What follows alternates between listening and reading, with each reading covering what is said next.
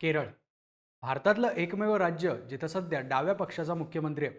एकमेव राज्य जिथं अजूनही भाजपला आपले पाय रोवता आले नाहीयेत. पण आता तो इतिहास बदलणार आहे.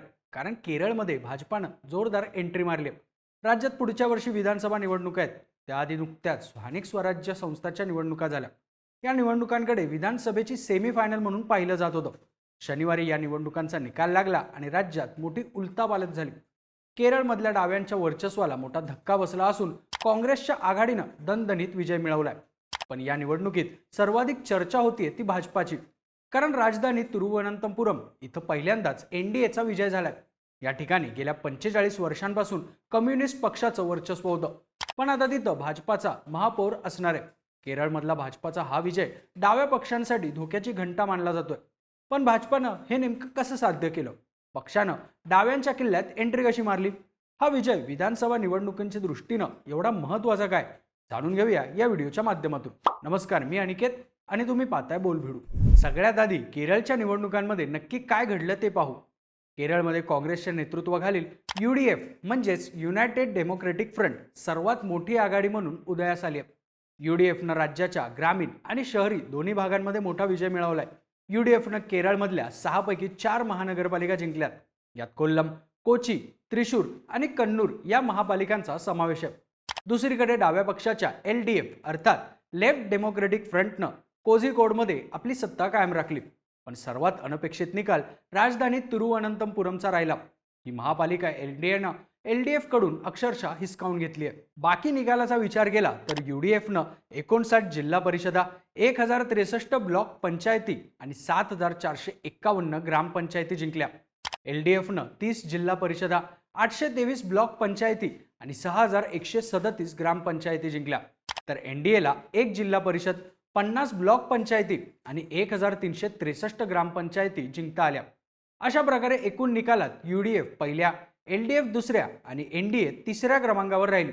पण तिरुवनंतपुरमच्या निकालानं सगळ्यांना धक्का बसलाय. तिथे इतक्या वर्षापासून जे काँग्रेसला करता आलं नाही ते यंदा भाजपनं करून दाखवलंय. आता हे नेमकं घडलं कसं? भाजपनं तिरुवनंतपुरममध्ये विजय कसा मिळवला आणि याचा परिणाम पुढच्या वर्षीच्या विधानसभा निवडणुकीवरती कसा होऊ शकतो हे पाहू. तिरुवनंतपुरम म्हणजे केरळमधल्या डाव्यांचा बालेकिल्ला. हे शहर फक्त केरळची राजधानी म्हणूनच नाही तर राजकीय दृष्ट्याही अत्यंत महत्त्वाचं मानलं जातं. या शहरावरती मागच्या 45 वर्षांपासून डाव्या पक्षाचं राज्य होतं. इथं प्रत्येक निवडणुकीत मुख्य फाईट LDF विरुद्ध UDF अशीच होती. इथं डाव्यांसोबतच काँग्रेसचीही चांगली ताकद आहे. काँग्रेसचे शशी थरूर गेल्या 4 टर्मपासून तिरुवनंतपुरमचे खासदार आहेत. पण यावेळी NDAनं सर्वांना धक्का देत पहिल्यांदाच विजय मिळवलाय. तिरुवनंतपुरम महापालिकेच्या 101 जागांपैकी NDAनं सर्वाधिक 50 जागा जिंकल्या. महत्त्वाचं म्हणजे 10 वर्षांपूर्वी NDAला इथं फक्त 6 जागा मिळाल्या होत्या. मागच्या 2 निवडणुकांमध्ये भाजपनं इथं सत्ता गाबीज करण्यासाठी जोरदार प्रयत्न केले होते. त्याच प्रयत्नांना आता यश मिळालंय. इथं सर्वात मोठा हादरा LDFला बसला. LDFला फक्त 29 जागा जिंकता आल्या. UDFनं आपली स्थिती सुधारली असून गेल्या निवडणुकीपेक्षा 6 जागा जास्त जिंकत एकूण 19 जागांवरती विजय मिळवलाय. गेल्या काही वर्षात भाजपनं तिरुवनंतपुरम जिल्ह्यात विशेषतः इथल्या शहरी भागामध्ये आपला चांगला प्रभाव निर्माण केलाय. शहरी मतदार हे भाजपला साथ देतात हा ट्रेंड देशभरात बऱ्यापैकी पाहायला मिळतो. केरळमध्ये सुद्धा हेच पाहायला मिळतंय. भाजपनं 2016च्या विधानसभा निवडणुकीत केरळमध्ये पहिल्यांदा आपलं खातं उघडलं होतं. त्यावेळी भाजपनं जिंकलेला नेमोम मतदारसंघ तिरुवनंतपुरम महापालिकेच्या हद्दीतच येतो. गेल्या 5 वर्षात भाजप इथं प्रमुख विरोधी पक्ष म्हणून समोर आलाय. आता थेट सत्ता मिळवत पक्षानं नवा इतिहास घडवलाय. भाजपच्या या विजयामागे पक्षाची निवडणूक स्ट्रॅटेजी मोठा फॅक्टर ठरली आहे. भाजपच्या कार्यकर्त्यांनी इथे डोर टू डोर कॅम्पेन केलं. घराघरात QR कोड असलेल्या मतदान चिठ्ठ्या वाटल्या.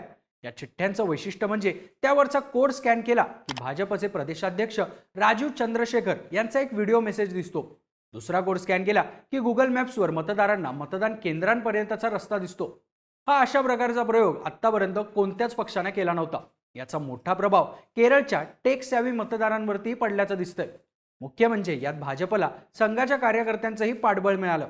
संघाने गेल्या काही वर्षात केरळमध्ये ग्राउंड लेवलवरती प्रचंड काम केलंय. याचं फळ आता भाजपला मिळताना दिसतंय. भाजपनं केरळच्या या निवडणुकीत हिंदुत्वाचा मुद्दा फारसा मोठा केला नव्हता. त्याऐवजी पक्षानं 2030 पर्यंत तिरुवनंतपुरमला भारताच्या टॉप 3 शहरांपैकी एक बनवण्याचं, तिरुवनंतपुरम शहर ऑलिम्पिक सिटी बनवायचं असं आश्वासन दिलं. इथल्या मतदारांना हे भावल्याचं दिसतंय.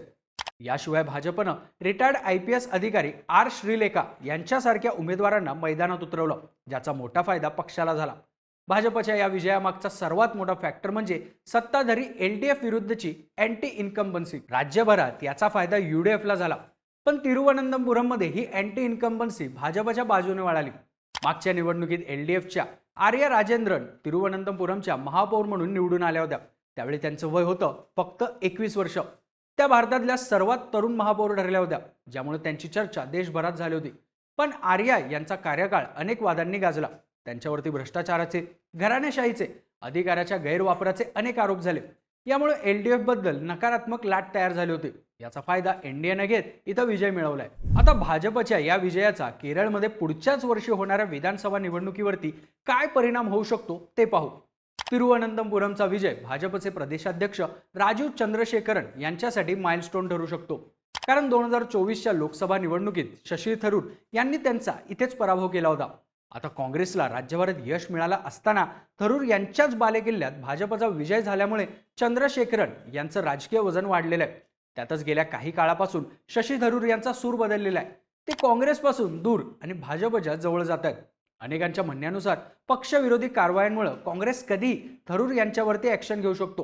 जर काँग्रेसनं थरूर यांना पक्षातून काढलं तर ते राजीनामा देऊ शकतात आणि यानंतर तिरुवनंतपुरममध्ये पोटनिवडणूक होऊ शकते. जर असं झालं तर तिथं विधानसभा आणि लोकसभेची पोटनिवडणूक एकत्र होऊ शकते. अशा परिस्थितीत थरूर भाजपमध्ये जाऊन लोकसभा किंवा विधानसभेसाठी तिकीट मागू शकतात. त्यामुळे भाजपच्या या विजयामुळे फक्त डावे पक्षच नाही तर काँग्रेसमध्येही उलथापालथ होण्याची शक्यता आहे. एकूणच काय तर तिरुवनंतपुरम मधला हा विजय भाजपसाठी ऐतिहासिक आहे. ज्या राज्यात सध्या भाजपचा एकही आमदार नाही तिथं थेट राजधानीत पक्षाचा महापौर बसणार आहे.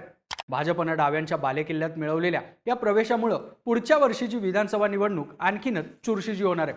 तुम्हाला या सगळ्या बाबतीत काय वाटतं? पुढच्या वर्षी केरळच्या निवडणुकीत भाजप किती जागा जिंकू शकते? तुमची मतं आणि प्रतिक्रिया आम्हाला कमेंट करून नक्की सांगा आणि राजकीय घडामोडी विस्तारानं पाहण्यासाठी बोल व्हिडिओच्या YouTube चॅनलला नक्की सबस्क्राईब करा.